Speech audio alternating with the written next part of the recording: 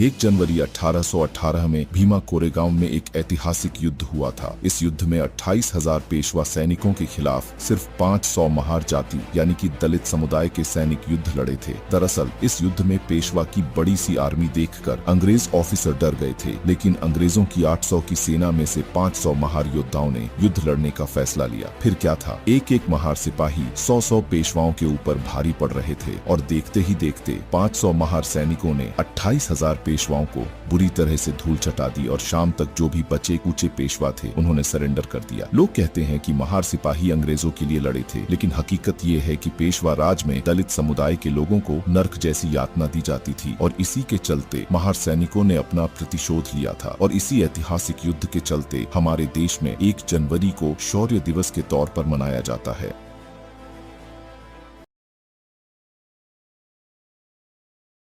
இருக்கு. இப்ப இவர் மகர் சமூகத்தை சார்ந்தவர். இவங்க எல்லாமே பட்டியல் சமூகம் தான். இவங்க எல்லாம் மெஜாரிட்டிஸ் கூட.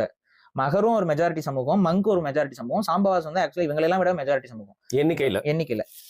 இவர் மகர்களுக்காக அரசியல் தொடர்ச்சியா செய்யறாரு. இவர் சொந்த சமூகத்துக்காக தொடர்ச்சி அரசியல் செய்யறாரு. இவர் வந்து அவங்க சொந்த சமூகம் இல்லைன்னு மறுங்க. நீங்க பொதுவாக இருந்தால் அவருடைய ஸ்டேட்லயே அவர் வந்து இந்த சாம்பவா சமூகத்தில இருந்தோ இல்ல மங்க் சமூகத்தில இருந்தோ ஒரு வேட்பாளரை கூட அவர் நிப்பாட்டினதே இல்லைங்க. இவரும் முதற்கொண்டு அந்த சாம்பவா மற்றும் மங்க் சமூகத்துக்கு எதிராகவும் பல கருத்துக்களை பேசியிருக்கிறார்கள். இதற்கும் ஆதாரங்கள் இருக்கு. இது வரைக்கும் நிப்பாட்டின வேட்பாளர் பட்டியலை நீங்களே எடுத்து பாருங்க. அவங்க என்ன சமூகம் நீங்களே எடுத்து எக்ஸ்போஸ் பண்ணுங்க. இன்னும் எத்தனைதான் இந்த மாதிரி சொல்லிட்டே இருக்க போறீங்க? நிறைய இருக்குங்க. நிறைய பேசலைங்க இவங்க. நீங்க சட்டத்தை ஏற்றினார் இல்லையா, அவரை பத்தி புகழ்றதுக்கும் நிறைய விஷயம் நிறைய இருக்கு. நான் சொல்றேன் இருங்க. என்ன கான்செப்ட்ல நீங்க புகழணும்னு இருக்குல்ல, நீங்க இந்த சட்டத்தை புத்தகத்தை நீங்க கொளுத்துனீங்கல்ல, அப்புறம் எதுக்கு புகழ்றீங்க? இந்த திராவிடம் கொடுத்துச்சு, அத அரசியல் அவர் ஈடுபட்டாரு. ஆமா, நீங்க அந்த புத்தகத்தை கொளுத்தும் போது நானும் வந்து கொளுத்துவேன்ங்கிறாரு. ஸ்டேட்மெண்ட், அவரோட ஓன் ஸ்டேட்மெண்ட் அது. இந்திய அரசியலமைப்பு சட்டத்தை எழுதும் போது எனது கைகள் கட்டப்பட்டிருந்தது. யாரும் உங்க கைகள் கட்டின அதை சொன்னீங்களா? எனது கைகள் கட்டப்பட்டிருந்தது. யார் அந்த உங்க கைகளை கட்டினார்கள்? எந்தெந்த இடத்துல உங்கள் கைகள் கட்டப்பட்டிருந்தது? சரி, அப்புறம் எதுக்கு உங்களுக்கு அதுல நான் தான் எழுதினேன் என்று அந்த பெருமை? ஏன் உங்களுடைய சகாக்கள் வந்து அம்பேத்கர் தான் சட்டத்தை எழுதினாருங்கிறீங்க? நீங்க கைகள் கட்டப்பட்டவர் எப்படி எழுத முடியும்? சிம்பிள்ங்க. கைகள் கட்டப்பட்டிருந்தா எப்படி எழுத முடியும்? சும்மா சிம்பாலிக்கா சொல்றது தான். அப்புறம் ஏங்க அதை சொல்றாரு கைகள் கட்டப்பட்டிருந்துச்சு? நான் என்ன சொல்றேன்னா, அங்க இருக்க நெகட்டிவ்க்கு எல்லாத்தையும் அடுத்த மேல பழி தூக்கி போட்டுறாரு. கரெக்டா? அந்த புத்தகத்தில் இருக்கக்கூடிய அத்தனை நெகட்டிவ்க்கும் அடுத்த மேல பழி, பாசிட்டிவ்க்கு புகழுக்கு மட்டும். இது என்ன மாதிரியான ஸ்டேட்மெண்ட்? இப்ப நீங்க ஒரு புக் எழுதுறீங்க, அந்த புக்ல வந்து நீங்க ஒரு டைரக்டர் ஒரு படம் எடுக்கிறீங்க, அந்த படத்துல ஒரு சில ஆஸ்பெக்ட்ஸ் நல்லா இருக்கு, ஒரு சில ஆஸ்பெக்ட்ஸ் தப்பா இருக்குன்னா பிளேம் யாருக்கு போகணும்? நல்லா இருக்க ஆஸ்பெக்ட் எனக்கு போகுது, தப்பா இருக்க ஆஸ்பெக்ட் உங்களுக்கு தானே போகணும். பாரிசால மேல போட்டு வேண்டியது. அதைத்தான் அம்பேத்கர் பண்றாரு. தப்பா இருக்கிறதுக்கெல்லாம் காரணம் வந்து வேற எவனோ வந்து பண்ணிட்டான் அதையும் சொல்ல மாட்டாரு. யார் பண்ணாங்கன்னு சொல்ல மாட்டாரு. ஏன் யாரை காப்பாத்துறாரு? சொன்னாரா யார் பண்ணாங்கன்னு? அந்த கமிட்டில இருந்தாங்கல்ல, சொல்லணும்ல இவங்க தான் இதை பண்ணாங்க அப்படின்னு சொல்லணும்ல, சொன்னார் அவரு. அப்புறம் அவங்க ஏதாவது இவங்களை பத்தி சொல்லிட்டாங்கன்னா அப்ப இப்போ புரியுதா சந்தர்ப்பம்? அது அரசியலா இல்லையா? அது பேரு அதான் சொல்றேன், ஃபேக் இமேஜ். இல்லைங்க, ஃபேக் இமேஜ் இல்லைங்க. இப்ப பெரியார் இல்லைன்னா வந்து இது படிச்சிருக்க மாட்டாங்க, பேண்ட் ஷர்ட் போட்டு. அதேதான் இங்கேயும், அதேதான் இங்கேயும். அம்பேத்கர் இல்லைன்னா அம்பேத்கர் இல்லைன்னா சரி, இதையும் கடந்து அம்பேத்கரை நான் ஏற்காமல் இருப்பதற்கான இதெல்லாம் வந்து அரசியல் பிழைகள். அம்பேத்கர் செய்த அரசியல் பிழைகள், அம்பேத்கர் செய்த துரோகம் ஒன்று இருக்கிறது. இதெல்லாம் பிழைகள், தப்பான முடிவுகள் மூலமா பிழைகள். துரோகம் என்று ஒன்று இருக்கு, தெரிந்துதான் செய்யறாரு எல்லாத்தையும். அது என்னன்னா வேற ஒண்ணும் இல்ல, இந்திய விடுதலைக்கு எதிராக நின்றவர், இந்திய சுதந்திர போராட்டத்துக்கு எதிராக நின்னார். இதை எப்படி நீங்க மன்னிக்கிறீங்க? அவர்கிட்ட போய் கேட்கணும். இல்ல அவர் இயக்கம் அதை தடை, அந்த இயக்கத்தை தடை செய்யணும்னு சொல்லி வெள்ளக்காரனுக்கு இவர் போய் நோட் இது கொடுக்குறாரு. எந்த அளவுக்கு எதிராக நின்னாருங்கிறத கேட்கும் போதுதான் உங்களுக்கு வந்து வாயடிச்சு போயிருவீங்க. 90% பேர் தெரியும் உங்களுக்கு. காங்கிரஸ் உருவாவதற்கு காரணமாக இருந்தவர்கள் அவங்க ஹோம் ரூல் அப்படின்னு சொல்லி ஒரு இயக்கத்தை தொடங்குகிறார்கள். அந்த இயக்கம் வந்து தொடங்கப்பட்டிருக்கு. அது வந்து பாத்தீங்கன்னா அதுக்கு எதிராக அந்த இயக்கத்தை தடை செய்யணும்னு சொல்லி வெள்ளக்காரனுக்கு இவர் போய் நோட் இது கொடுக்குறாரு. ஹோம் ரூல்ங்கிறது இந்தியர்கள் ஆளணுங்கிற ஒரு இயக்கம். அதை தடை செய்யணும் அப்படின்னு சொல்லி வெள்ளையர்கள்கிட்ட போய், வெள்ளை அரசாங்கத்துக்கிட்ட போயிட்டு கோரிக்கை மனு வைக்கிறாருங்க. இதுல அவருக்கு என்னங்க ஆதாயம் இருக்கும்? அது அவர்கிட்ட போய் கேட்கணும். இல்ல அவரை ஃபாலோ பண்றவங்க கேளுங்க இந்த கேள்வியை. இதை பேசவே மாட்டேங்கிறீங்க. 1919 அவர் போய் வந்து வச்சது மண்டேல் நினைக்கிறேன், அவர்கிட்ட போய் வைக்கிறாரு. வந்து நீங்க அந்த ஹோம் ரூலை தடை செய்யுங்க. ஏன்னா இந்திய விடுதலை போராட்டத்துக்கு தடை விதிக்க சொல்லி கேட்கிறாரு, கோரிக்கை, அவரோட கோரிக்கை. ஜாலியன் வாலாபாக் படுகொலை இருந்துச்சுல, அந்த நேரத்துல காந்தி இவங்க எல்லாம் வந்து ஒத்துழையாமை இயக்கம் இது எல்லாத்தையும் நான் கோஆபரேஷன் மூவ்மெண்ட் எல்லாம் ஸ்டார்ட் பண்ணி, அது அந்த பீக் ஆஃப் உங்களுக்கு விடுதலை போராட்டத்தோட ஒரு உச்ச நிலை இல்ல ஒரு மூர்க்கமான காலகட்டம் நம்ம சொல்லலாமா? அதை ஜாலியன் வாலாபாக் படுகொலை உங்களுக்கு தெரியும். அந்த ரோஸ்வெல்ட் ஆக்ட், பிரிட்டிஷ் சோல்ஜர்ஸ் அந்த இந்தியன் போலீசஸ் வச்சு சகட்டு மணிக்கு மக்களை சுட்டுக் கொள்றாங்க. பல அந்த காலகட்டத்துல அம்பேத்கர் வெள்ளை அரசாங்கத்துக்கு ஆதரவு நின்னார், பேசுறாரு. எப்படி இதெல்லாம் நியாயப்படுத்த போறீங்க? இது சந்தர்ப்பவாதம்ங்கிறத தவிர்த்து வேற என்ன? வெள்ளையர்கள் கூட இருக்கும்போது அவருக்கு பதவி கிடைச்சிட்டே இருக்குது. சைமன் கமிஷனுக்கு ஆதரவாக பேசுறாரு. சைமன் கமிஷன்ங்கிறது இந்தியாவுடைய கான்ஸ்டியூஷனை எழுதுறதுங்கிறதுக்கு போடப்பட்ட ஒரு கமிஷன். அந்த கமிஷன்ல இருக்கிற அத்தனை பேர் வெள்ளக்காரன். இந்தியாவுடைய எதிர்காலத்தையும் இந்தியாவுடைய சட்டத்தையும் தீர்மானிக்கூடிய இடத்துல அத்தனை பேர் வெள்ளக்காரன் இருக்கான் அப்படின்னு சொல்லிட்டு, இது எப்படி இது அப்படின்னு சொல்லிட்டு இந்தியர்கள் எல்லாம் சைமன் கமிஷனுக்கு எதிராக பேசும்பொழுது சைமன் கமிஷனுக்கு ஆதரவாக அம்பேத்கர் எழுதுறாரு, பேசுறாரு. தேசிய இனங்கள் ஒருங்கிணைய கூடாதுன்னு நினைக்கிறாங்க யார்? எந்த கூட்டம் நினைக்கும்? தேசிய இனங்கள் ஒருங்கிணைவது எந்த கூட்டத்துக்கு பாதிப்போ அந்த கூட்டம் தான் அம்பேத்கரை பிம்பமாக்கி கொண்டே இருக்கிறது. இதான் உண்மை, இதான் சத்தியம். எந்த கூட்டத்திற்கு தேசிய எடுத்ததும் வெள்ளையர் ஆதிக்கத்திற்காக தான். தொடர்ச்சியாக தேசிய இனங்களுக்குள் செலுத்துவதன் மூலமாக தேசிய இன ஒருமைப்பாட்டை சீர்குலைத்துக் கொண்டே இருக்கிறது. அம்பேத்கர் தலித்திய கோட்பாட்டை எடுத்ததும் வெள்ளையர் ஆதிக்கத்திற்காக தான். அம்பேத்கர் என்னைக்காவது நீங்க பட்டியல் சமூக மக்களுடைய நலனுக்காக பேசக்கூடிய யாராவது ஒருவர் வெள்ளையர்களுக்கு ஆதரவாக இருந்து விட முடியுமா? வெள்ளை அரசாங்கம் பட்டியல் சமூக மக்களை லேபராக கடத்தி கொண்டு போனது. கப்பல் இன்னைக்கு வந்து சவுத் ஆப்பிரிக்கால தமிழர்கள் இருக்காங்க. எந்த சமூகம் அதிகம்? தமிழ் சமூகங்கள் இருக்கு. எந்த சமூகங்கள் அதிகம்? ஆண்ட பரம்பரைகளா? ஆண்ட பரம்பரைகள் அதிகமாக இருக்குது சவுத் ஆப்பிரிக்க தமிழர்கள். ஜப்பான்ல கொண்டு போய் பிரிட்ஜ் கட்டுறான், எல்லாம் அடிமைகளாக இழுத்துட்டு போனாங்கல்ல. அந்த அடிமைகளாக இழுத்துட்டு போன சமூகங்கள் என்னென்ன இந்தியா முழுக்க நான் கேட்கிறேன். இன்னைக்கு வரைக்கும் வாழ்ந்துட்டு இருக்காங்க. இந்தியன் டயஸ்போரா பாகிஸ்தான்ல கூட இருக்காங்க. யார் யாரு, என்னென்ன காஸ்ட், என்னென்ன கம்யூனிட்டிஸ், அதுல பெரும்பான்மையானவர்கள் பட்டியல் சமூகத்தை சார்ந்தவர்களா இல்லையா? அப்ப எவ்வளவு ஒரு அவங்க எக்ஸ்பிளாய்டேஷன், வெள்ளையர்கள் வந்து எக்ஸ்பிளாய்ட் பண்ணலையா இந்தியர்களை? கண்டிப்பா பண்ணாங்க. அப்ப வெள்ளையர்களோட எக்ஸ்பிளாய்டேஷனுக்கு எதிராக என்னைக்காவது அம்பேத்கர் வந்து பட்டியல் சமூக மக்கள் நீ எக்ஸ்பிளாய்ட் பண்றேன்னு பேசியிருக்காரா? ஏற காலகட்டம் வரைக்கும் 2 பேர் தான் தொடர்ச்சியாக ஆதரிச்சு கொண்டிருந்தார்கள். ஒண்ணு இங்க ஈவேரா, தமிழ்நாட்டை பொறுத்த வரைக்கும். இந்திய லெவல்ல அம்பேத்கர். வெள்ளையர்கள் வந்து சுதந்திரம் கொடுத்துடக்கூடாது, சுதந்திரம் கொடுத்த கடைசி வரைக்கும் காங்கிரஸ் எதிர்த்து கொண்டிருந்தார் அம்பேத்கர். கடைசி வரை இந்தியாவுக்கு சுதந்திரம் கிடைக்கும் வரை காங்கிரஸ் எதிர்த்து கொண்டிருந்தார். இந்தியா பிரிவினையில பிரியும் பொழுது முஸ்லீம் லீக் ஆதரிச்சு முஸ்லீம் லீக் மூலமாக பதவிகளை அனுபவிச்சாரு. என்ன பொய்யாங்க சொல்லிட்டு இருக்கேன்? இதெல்லாம் நடந்த உண்மைங்க. The history is totally hidden. மறைச்சவன் யாருன்னு தான் நான் கேட்கிறேன். காங்கிரஸ் கிட்ட வராரு, ஆப்பர்ச்சுனிஸ்ட்னு சொல்றேன்ல, அதுக்கான காரணம் யார்கிட்ட வந்து பதவி கேட்கறது என்ன பண்றதுன்னு சொல்லும் போது பட்டேல் அவருக்கு தூது போறாரு. அம்பேத்கருக்கு நம்ம பதவி போட்டு கொடுக்கணும் அப்படின்னு சொல்லி பட்டேல் தூது போறாரு நேரு கிட்ட. நேரு காந்தி கிட்ட போறாரு. காந்தி மன்னிச்சு விடுறாரு அம்பேத்கரை. அவருக்கு திரும்ப கொண்டு வந்து பொறுப்பா போறாரு. It is a mistake by Gandhi.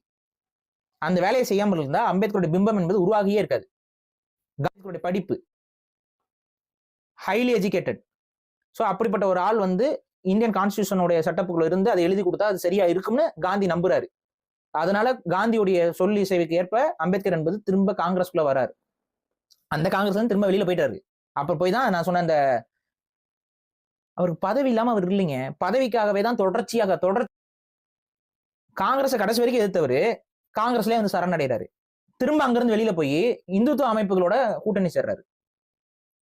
ஆனா இன்னைக்கு நான் அம்பேத்கரை பத்தி பேசுறேன், இப்ப யாரும் பேசல. ஆனா வணக்கம் நண்பர்களே. முத்தையா முதலியார், இவர் சுப்பராய முதலியார் அவர்கள் சென்னை மாகாண முதல்வராக இருந்த பொழுது அந்த அமைச்சரவையில் கல்வி அமைச்சராகவும் சுங்க வரித்துறை அமைச்சராகவும் இருந்தவர். எளிமை, நேர்மை, சுறுசுறுப்பு போன்றவற்றிற்கு சொந்தக்காரர். பெண்கள் நலனுக்காக பாடுபட்டவர். பெண்களுக்கு முன்னுரிமை கொடுக்க வேண்டுங்கிறதுல முனைப்பாக இருந்தவர். முத்துலட்சுமி ரெட்டி அவர்கள் சட்டமன்ற உறுப்பினராக இருந்த பொழுது அவரை பாராட்டியும் வரவேற்றும் பேசியவர். வகுப்பு வாரிய இடஒதுக்கீடுகளுக்கு பல சட்ட திருத்தங்களை கொண்டு வந்தவர். சென்னை மாகாண மதுவிலக்கு கொள்கையில் முனைப்புடன் போராடியவர். 1953ஆம் ஆண்டு ஜூலை 15ஆம் தேதி இயற்கை எய்தினார். முத்தையா முதலியார் அவர்களுடைய நினைவு தினம் இன்று. நன்றி நண்பர்களே. यस, इंडियन हिस्ट्री में ऐसा कौन सा राजा था जिसने अपने राज्य में नॉन ब्राह्मण्स के लिए 50% रिजर्वेशन दिया था? It was Chhatrapati Shahu Maharaj of Kolhapur princely state.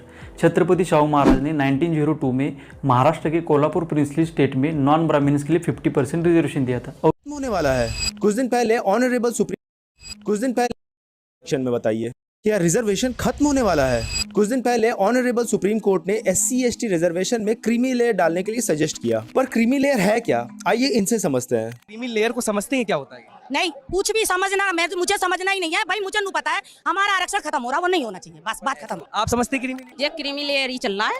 कोई बात नहीं, मैं समझाता हूँ। क्रीमी लेयर का कॉन्सेप्ट ऑलरेडी OBC कोटा में अप्लाइड है। इसके अंडर उन OBC लोगों को जिनके annual house hold income 8 lakh से ऊपर है, उन्हें OBC कोटा का रिजर्वेशन नहीं मिलता है। मतलब कि सिर्फ OBC समुदाय में जन्म लेने से आपको OBC कोटा का बेनिफिट नहीं मिल जाएगा। इससे ये होता है कि रिजर्वेशन का फायदा गरीब और जरूरतमंद OBC लोगों को ही जाता है, जो इसके असली हकदार हैं। पर SC/ST में क्रीमी लेयर का कोई प्रावधान नहीं है, यानी अमीर SC/ST के बच्चे ही रिजर्वेशन का फायदा उठाएंगे और जो असल जरूरतमंद गरीब SC/ST लोग हैं वो रिजर्वेशन के फायदे से वंचित रह जाते हैं। आप जरूर सुना होगा, पर इनका क्या मतलब है और ये कैसे डिफरेंट है, चलिए समझते हैं। तो पहली कैटेगरी हम समझते हैं शेड्यूल्ड कास्ट की। अब इन्हें रिजर्वेशन इसलिए दिया जाता है क्योंकि इस कम्युनिटी ने अपने कास्ट के कारण काफी ज्यादा डिस्क्रिमिनेशन और एक्सक्लूजन फेस किया, और अनफॉर्चुनेटली आज के टाइम पर भी कई सारी जगहों पर इन्हें अनटचेबल्स की तरह ट्रीट किया जाता है।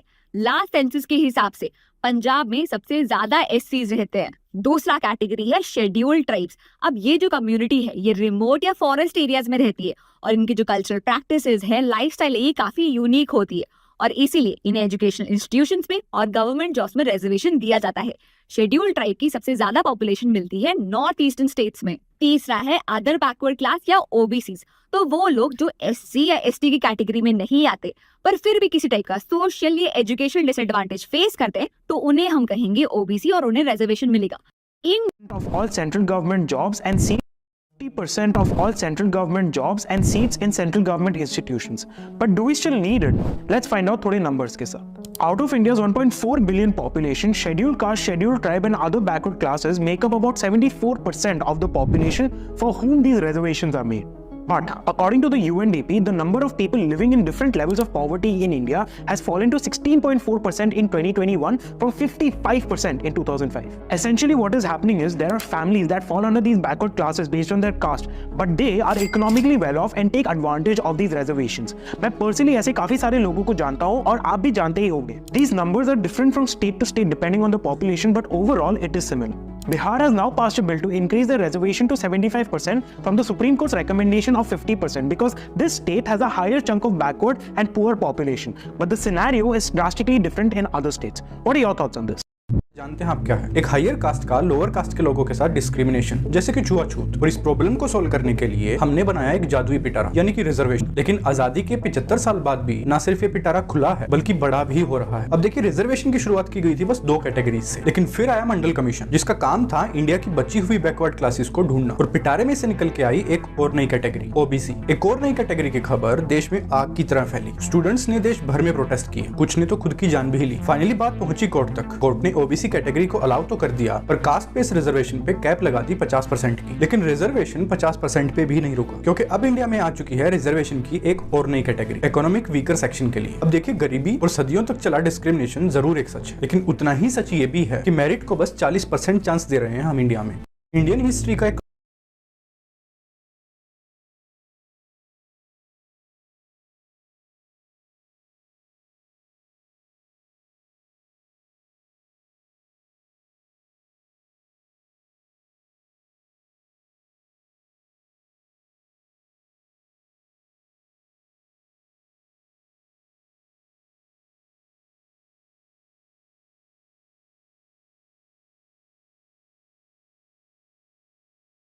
நல்லா இருக்கு, ஈஸியாக இருக்கு.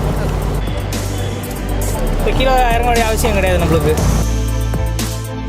நம்ம ஆள் இறங்கிறத விட இப்போ கொஞ்சம் இறங்குறது கொஞ்சம் ஈஸியாக இருக்கும். மிஷின் இறங்குறதுனால நமக்கு வேலை கொஞ்சம் மிச்சம். அந்த வேலை பார்க்குறது கொஞ்சம் ஈஸியாக இருக்கும். ரோபோ மிஷின் நல்லா வந்து ஆள் இறங்காம பார்க்கறது நல்லா இருக்கு. ஃபண்டாஸ்டிக் மிஷன் அருமையாக கண்டுபிடிச்சிருக்கீங்க. மாணவர்களாக இருந்து இவ்வளோ தூரம் யோசித்து செஞ்சுருக்கிறது பெரிய விஷயம். ரொம்ப சந்தோஷப்பட வைக்கிது. வேலையை ரொம்ப எளிமையாக்குகிறது. யூஸ்ஃபுல்லாக இருக்குது, அதில் டவுட்டே இல்லை. ஒரு மனுஷன் இறங்கி செய்கிறத விட 2 மடங்கு இந்த மிஷின் செய்யுது. ரியலாக பார்த்துட்டேன்.